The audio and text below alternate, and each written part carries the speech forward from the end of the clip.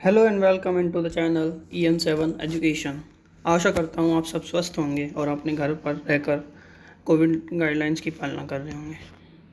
तो परसों ही 5 तारीख को 5 मई 2021 को ही एक नोटिस जारी किया गया है मुख्यमंत्री अशोक गहलोत जी के द्वारा। एक कोचिंग स्टार्ट की गई, एक कोचिंग योजना है, एक योजना स्टार्ट की गई है, मुख्यमंत्री अनुप्रति कोचिंग योजना, जैसा कि आप देख रहे होंगे। तो इस योजना के तहत मतलब इस योजना के तहत जितने भी यूपीएससी वाले हैं, यूपीएससी की सिविल सर्विसेज हैं, यूपीएससी की आरएएस की सर्विसेज हैं और जितनी भी सर्विसेज हैं यूपीएससी की, जितनी भी तैयारियां हो रही हैं या आप 12th में हैं, 11th की स्टडी कर रहे हैं, आरपीएससी का कोई भी एग्ज़ाम है, सब इंस्पेक्टर का है या कोई से भी लेवल के एग्ज़ाम है, रीट हो गई, पटवारी हो गई, कनिष्ठ सहायक अभियंता हो गई या जो भी है, इंजीनियरिंग हो गई, कांस्टेबल हो गई और क्लैट हो गई, और नीट और आईआईटी के स्टूडेंट्स को लाभ मिलेगा। कौन कौन एलिजिबल है तो हम वो एक बार डिस्कस कर लेते हैं। इसमें जो क्राइटेरिया है, एलिजिबिलिटी क्राइटेरिया, वो यह है कि या तो 10th और 12th इन दोनों की परसेंट जो हैं आपकी, उन परसेंट्स का एवरेज लेकर उसके आधार पर आपको इस योजना का लाभ मिलेगा। तो हम ये नोटिस देख लेते हैं एक बार। विभिन्न प्रोफेशनल कोर्स एवं प्रायोगिक परीक्षाओं की तैयारी हेतु संबल प्रदान करने बाबत मुख्यमंत्री अनुप्रति कोचिंग योजना के दिशा निर्देश, मतलब इसके क्या दिशा निर्देश है, ठीक है। तो हम एक बार वो डिस्कस कर लेते हैं। तो इसमें हर वर्ग के कैंडिडेट्स एलिजिबल हैं, स्टूडेंट्स एलिजिबल हैं, और इसमें एक बार पढ़ लेते हैं, अपन देख लेते हैं कि क्या क्या क्राइटेरियाज हैं और किस वर्ग के और किस कैटेगरी के स्टूडेंट्स इस मुख्यमंत्री अनुप्रति कोचिंग योजना जो योजना है इसमें एलिजिबल हैं या उसमें उसका पार्ट बन सकते हैं, ठीक है। तो हम एक बार वो डिस्कस कर लेते हैं। अगर शॉर्ट में बात की जाए, अगर शॉर्ट में हम बताएं तो इसमें जो SC ST OBC MBA MBC minority EWS वर्ग के जो भी छात्र छात्राएं हैं वो एलिजिबल हैं अगर उनकी पारिवारिक आय 8 लाख प्रति वर्ष से कम है। अगर एक साल में 8 लाख से कम उनकी आय है किसी परिवार की, तो उसके छात्र छात्राएं एलिजिबल हैं, फिर वो किसी भी वर्ग या कैटेगरी से बिलोंग करते हों, ठीक है। और इसका सेकंड जो क्राइटेरिया है वो है जिनके माता पिता राज्य सरकार के क्रमिक होने पे मैट्रिक्स का लेवल 11 या उससे कम होना चाहिए, ठीक है। इसका मतलब है कि अगर आपके पेरेंट्स सरकारी जॉब कर रहे हैं, राज्य सरकार के क्रमिक होने पर जो उनका पे मैट्रिक्स होना चाहिए, उनका सैलरी या पे मैट्रिक्स होना चाहिए, वो 11 से कम होना चाहिए या उसके बराबर होना चाहिए, तो आप एलिजिबल हैं, ठीक है। तो वो सब कैंडिडेट्स इसमें एलिजिबल है। तो हम अब थोड़ा देख लेते हैं एक बार क्या है, कैसे कैसे ये कैटेगरीज डिवाइड की गई हैं। तो यूपीएससी की जो सिविल सर्विसेज में जो भी सर्विसेज आती हैं, यूपीएससी के जितने भी सिविल सर्विसेज हैं, उसमें अगर कोई कोचिंग ले रहा है या कोई पढ़ाई कर रहा है किसी भी प्रतिष्ठित संस्थान से या उसके माध्यम से अगर कोई कर रहा है तो उसको 75,000 रुपीज़ पे किए जाएंगे। और इसका जो क्राइटेरिया है वो मतलब ये जो एलिजिबिलिटी है वो ओनली 1 ईयर्स के लिए ही एलिजिबल है, इसके बाद आपको ये योजना नहीं मिलेगी। उसमें इसकी एलिजिबिलिटी क्या है, स्नातक या स्नातक के अंतिम वर्ष 2 वर्षों के में अध्ययन एवं कक्षा 12th में 70% अंक होने ज़रूरी हैं। तो ये एक एलिजिबिलिटी है।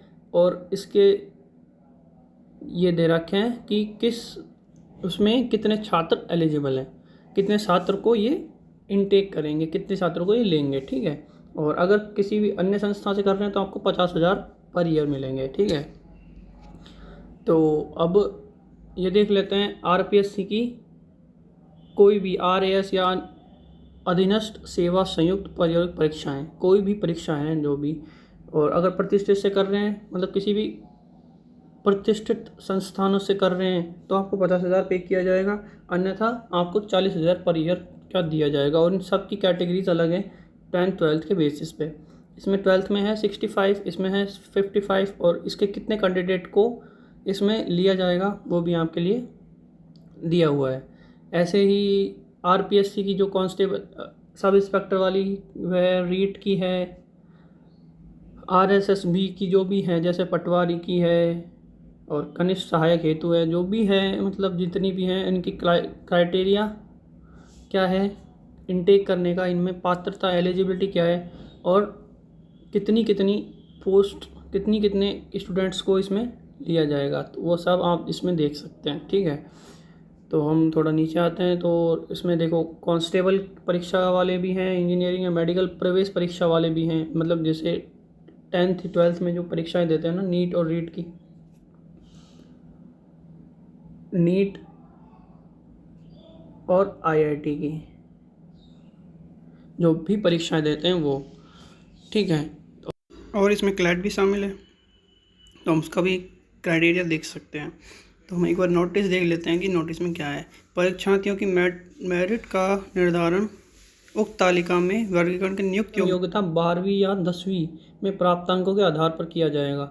मतलब जो भी इनका मेरिट या एलिजिबिलिटी है उनको किस बेसिस पे लिया जाएगा, 10th या 12th की मतलब मेरिट लिस्ट, मतलब जो भी है ये मेरिट लिस्ट निकालेंगे उसके हिसाब से निकाला जाएगा, सेलेक्ट किया जाएगा। ठीक है, और अगर सीबीएसई में जो सीबीएसई के जो परसेंटेजेस हैं उनको 0.9 से मल्टीप्लाई करेंगे और जितने अंक आएंगे या जितनी परसेंटेज आएंगी उनको कलेक्ट किया जाएगा। और आरबीएसई जो हिंदी मीडियम वाले हैं उनमें 10th या 12th की पात्रता के लिए जितनी भी है, अगर 70 है तो 70 को ही लिया जाएगा, अगर 80% है तो आपकी तो 80% के ही कैंडिडेट्स को 80% के बेसिस पे लिया जाएगा। तो इसका एक और पॉइंट है जो कि हम इम्पोर्टेंट कह सकते हैं किसी न किसी वे में, कि अगर आपको कोचिंग नहीं मिल पाती है आपके आसपास या आपके एरिया में और आप बाहर जाकर आप इस कोचिंग का लाभ लेना चाहते हैं तो आपको ये एक और प्रोवाइड कराता है कि आपको अगर बाहर रहते हैं तो आपको ये एक अतिरिक्त राशि 40,000 रुपीज़ या 40,000 रुपीज़ की राशि भी दी जाएगी, जिसमें खाना, आपका रहना खाना जो भी है सब कुछ इसी के अंडर होगा। 40,000 एक्स्ट्रा दी जाएगी उस जो क्राइटेरिया था, मतलब या 50,000 या 60,000 जितना भी था उसके अलावा आपको 40,000 दिए जाएंगे फॉर खाना, रहना या जो भी है आपकी भोजन की है और इत्यादि जो भी आवश्यकताएं हैं आपकी उनके लिए दिया जाएगा। ठीक है, और आप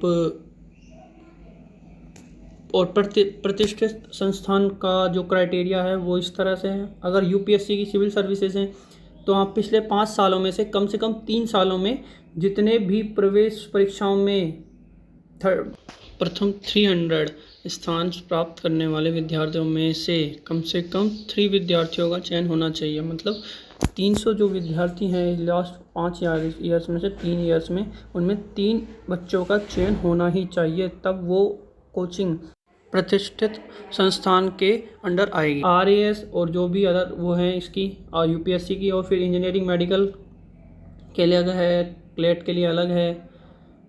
ठीक है, तो ये है जो भी इसके अंतर्गत योजनाएं बनाई गई हैं।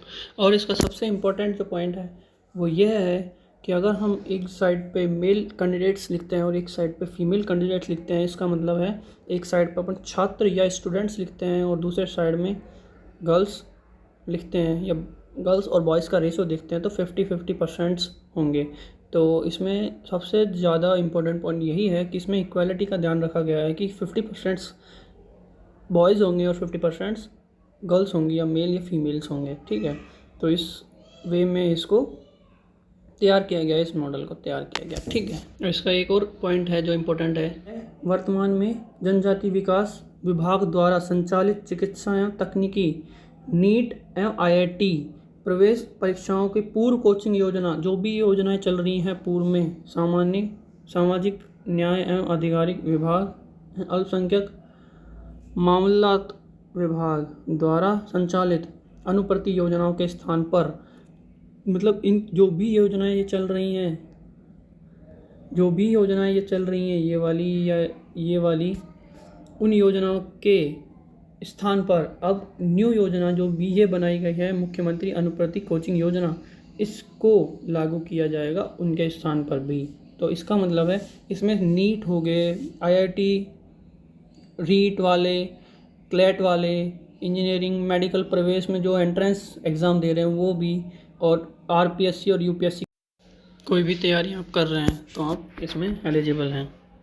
और अब हम देख लेते हैं एक बार फिर से कि इसमें कौन कौन से प्रतिष्ठित संस्थानों का क्राइटेरिया रखा गया है। एक बार ये चेक कर लेना कि कितने वर्षों के लिए किस कोचिंग को प्रतिष्ठित संस्थान के अकॉर्डिंग रखा गया है। ठीक है, तो आप ये सब चेक कर सकते हैं, एक बार रीड कर सकते हैं, पूरा अच्छे से आपको मिल जाएगा, आपको पता चल जाएगा कि क्या है इसमें क्या नहीं है। और ये तो ये था इसका पूरा जो है वो यही है। और इसमें जो भी डिटेल्स हैं मैंने आपको अच्छे से समझाने की कोशिश की है, शायद आप समझ भी गए होंगे। अगर फर्दर कोई भी क्वेरी आपकी बचती है तो आप कमेंट कर सकते हैं एनी टाइम। तो आशा करते हैं कि आपको पूरा अच्छे से समझ आ गया होगा, और अगर रह भी गया है तो आप कमेंट करके पूछ सकते हैं, आपके लिए हमेशा अवेलेबल रहेंगे। ठीक है, तो अगर आपने सब्सक्राइब नहीं किया है तो आप सब्सक्राइब कर लें चैनल को, और नोटिफिकेशन को ऑन कर लें ताकि आपको सबसे पहले नोटिफिकेशन मिल सके जो भी अपडेट्स आती रहती हैं। आपका दिन शुभ रहे। धन्यवाद।